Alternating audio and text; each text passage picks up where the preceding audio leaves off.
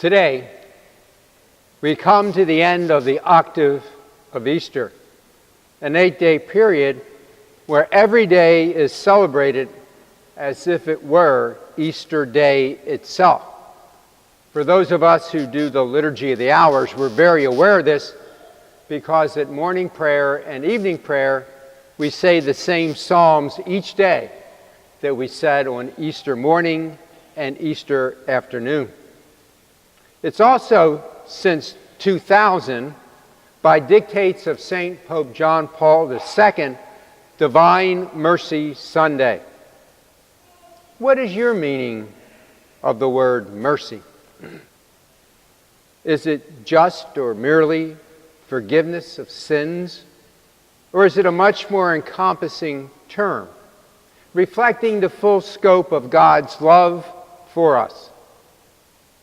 In the papal bull proclaiming the year of mercy, the Pope recalled God's self-revelation to Moses as a God merciful and gracious, slow to anger, and abounding in steadfast love and faithfulness.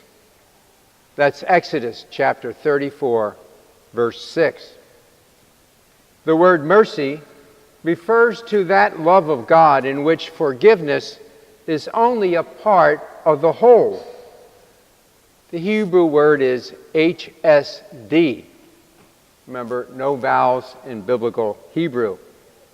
But once we put the vowels in, it becomes my favorite word in Hebrew, hesed. And it means so much that when it appears in sacred scripture, it gets translated in various ways, from mercy to love to kindness to goodness. Pretty much, you just name it. Now, during this season of Easter, we celebrate the essence of our faith. That is, Jesus lives.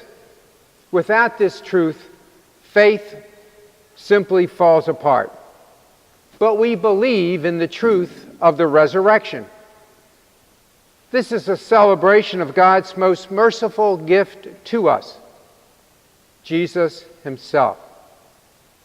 Without the resurrection, the real and authentic rising of Jesus from the dead, as Paul tells us, our faith is in vain. Now, this is seen in today's gospel in the person of Thomas, who doubts the others' claims of seeing Jesus alive. He demands physical proof. Yet, when he sees Jesus, all the gospel says is that he believed. And so are we also blessed who have not seen and yet believe. Jesus lives, you see, who preached and healed and suffered. He who died a criminal's death on the cross now lives. He who was buried in a tomb he could not afford is living among us. The Easter candle is a representation of that. So what should we do? What can we do or say? Dietrich Bonhoeffer, German pastor, theologian, and martyr, once suggested that we dwell too much on dying and too little on overcoming death. Bonhoeffer, who was hanged unjustly by the Nazis, said that if we concentrate on the resurrection of Christ, a new and purifying wind can blow through our present world.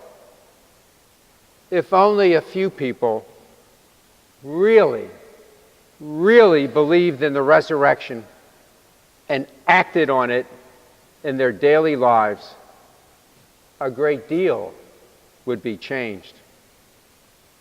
How does the truth of the risen Lord change our lives? If we truly believe that Jesus lives and breathes and moves among us, how might that impact the way we live? Might we be kinder, less judgmental, less prejudiced, less fearful? Might we respond more readily to the needs of the poor? Might we be humbler, freer, Might we be instruments of God's mercy to others. Jesus lives, and so do we. In him, for him, and through him, who is God's mercy in the flesh, Jesus Christ, the divine mercy.